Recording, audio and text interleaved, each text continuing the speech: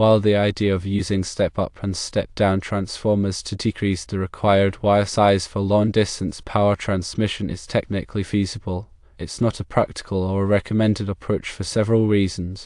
Firstly, voltage regulation. The voltage at the barn would be highly dependent on the load and the efficiency of the transformers. Voltage drops and fluctuations could significantly affect the performance and lifespan of electrical devices. Maintaining a stable voltage over such a long distance with transformers would be very challenging.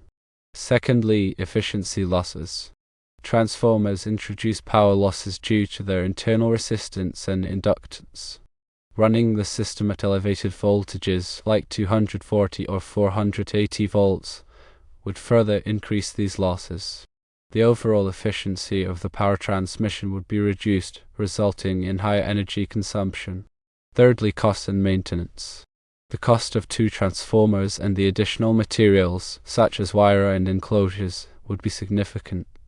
Transformers require regular maintenance and inspection to ensure proper operation and safety. The complexity of the system would increase the likelihood of failures and troubleshooting. Fourthly, safety concerns. Running high voltages, such as 240 or 480 volts, over long distances requires special safety measures and proper insulation.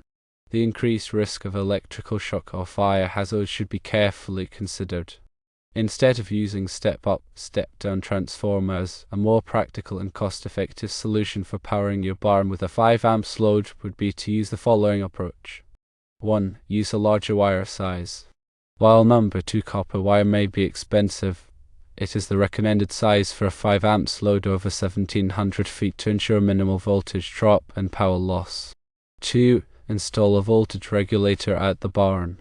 This will help stabilize the voltage at the barn and prevent fluctuations that could affect electrical devices.